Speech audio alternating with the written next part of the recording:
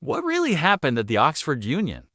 A highly anticipated debate, a last-minute cancellation, and a war of words that has exploded far beyond the university's walls. We're going to break down the claims, the counterclaims, and the allegations of a deliberate Pakistani gambit that turned an intellectual showdown into a complete farce. This is a story of political maneuvering, institutional failure, and a battle that was apparently lost before it even began. It was supposed to be a landmark event. The Oxford Union, one of the world's most prestigious debating societies, had set the stage for a fiery discussion on the motion. The House believes that India's response to Pakistan is a populist strategy sold as security policy. A provocative title guaranteed to draw a crowd and generate intense discussion. But just hours before the debate was scheduled on November 27th, the entire event imploded. So, what happened? Let's start with the Indian side, led by the formidable lawyer and speaker, Debacle. He was not originally on the speaker list. The Indian team was initially slated to feature some very big names, including former Chief of Army Staff General Narvane and Dr. Subramanian Swamy. However, just 2 days before the debate, they had to pull out due to unavoidable commitments.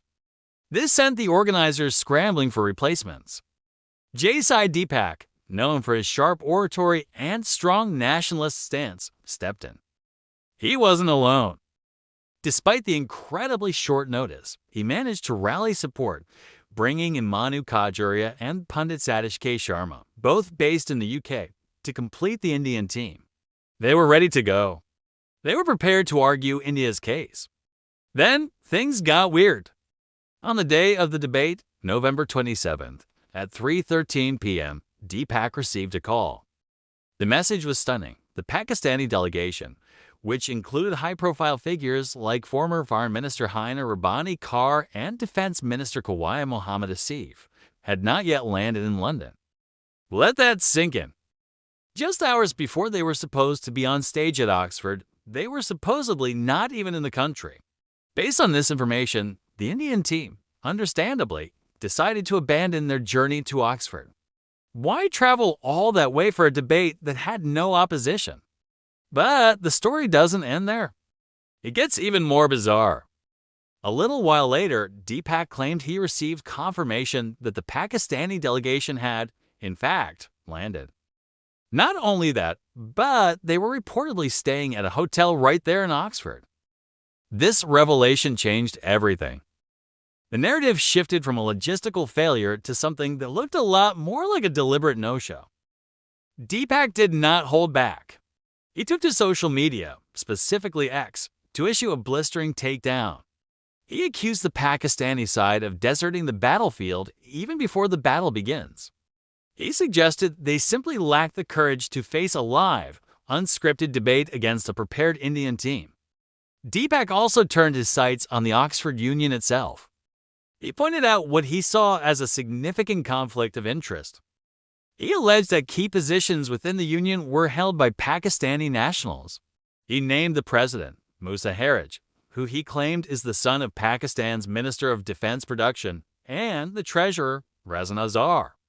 Debacle's implication was clear. He felt the union's leadership was compromised and had allowed the prestigious institution to be dragged in muck. He accused the union of becoming a mouthpiece for the Pakistan High Commission in London, effectively taking sides in a dispute it was supposed to be neutrally hosting. Now, let's look at the other side of this story. The Pakistan High Commission in London released its own statement, and it paints a completely different picture, their version of events. They expressed deep regret that the Indian delegation, and they made sure to name the original. High-profile speakers, General Narvane and Dr. Swamy, along with Sachin Pilot, had withdrawn at the last minute, according to them. This withdrawal handed a walkover to the Pakistani side. They framed it as a sign of weakness, suggesting that India lacked the confidence to defend its security policies in what they called a neutral and intellectually rigorous debate. Notice the language there. They are portraying India as the one that backed out, the one that was afraid of the intellectual challenge. So we have two completely contradictory accounts. The Indian side says, "We were told you weren't even in the country, but it turns out you were hiding in your hotel, scared to debate us." The Pakistani side says, "The original Indian speakers got cold feet and their last-minute replacements couldn't handle the pressure, so they withdrew and gave us an easy win." It's a classic case of he said, she said on an international scale. This public spat didn't just stay between the debaters and the diplomats. Indian politicians quickly weighed in. Priyanka Chaturvedi, a lawmaker from the Shiv Sena UBT party, jumped onto X with a sharp jab. She wrote, "Pakistan is crying again over an Oxford Union debate. This is for the record. Once again, they have proved to be liars. Expecting any better from them was not even on my list." Her post essentially endorsed Sai Deepak's version of events, framing Pakistan as perennial complainers who are allergic to the truth. This tweet amplified the narrative that Pakistan had acted in bad faith. So, where does the truth lie? Let's try to connect the dots. The initial withdrawal of India's top-tier speakers, General Narvain and Dr. Swami, is an undisputed fact. This undoubtedly put the Indian side in a difficult position. Sai Deepak and his hastily assembled team were, on paper, perhaps not as high-profile as the original lineup, but Deepak himself is a notoriously effective and aggressive debater. Is it possible the Pakistani team saw the original lineup, prepared for them, and then felt the change in speakers was a slight? Or perhaps they underestimated the replacement team and didn't feel the need to show up? That seems unlikely, given the prestige of the Oxford Union. Let's consider another angle. Was the information given to the Indian team deliberately misleading? The call at 3:13 p.m. stating the Pakistani delegation hadn't landed is the crucial point. Who made that call? Was it someone from the Oxford Union? If so, were they misinformed or were they part of a deliberate deception? If Deepak's claim that the Pakistani team was already in a hotel in Oxford is true, then the call was a clear falsehood. It created a pretext for the Indian team to cancel their trip, which the Pakistani side could then spin as a withdrawal. It's a clever, if cynical, strategy. You cause your opponent to forfeit by giving them false information, and then you claim victory. This whole affair raises serious questions about the role of the Oxford Union. As a host, their primary responsibility is to ensure the debate happens smoothly and fairly. If their leadership, as alleged by Deepak, has strong ties to one of the participating countries, it creates a perception of bias, whether it's real or not. For them to be caught in the middle of this mudslinging match, with one side accusing them of being a mouthpiece for the other, is a major blow to their reputation for neutrality and intellectual rigor. They have a lot of explaining to do. How could they lose control of their own flagship event so spectacularly? In the end, the real loser here is the idea of open debate and dialogue. An opportunity to discuss a critically important and sensitive topic on a world-renowned stage was wasted.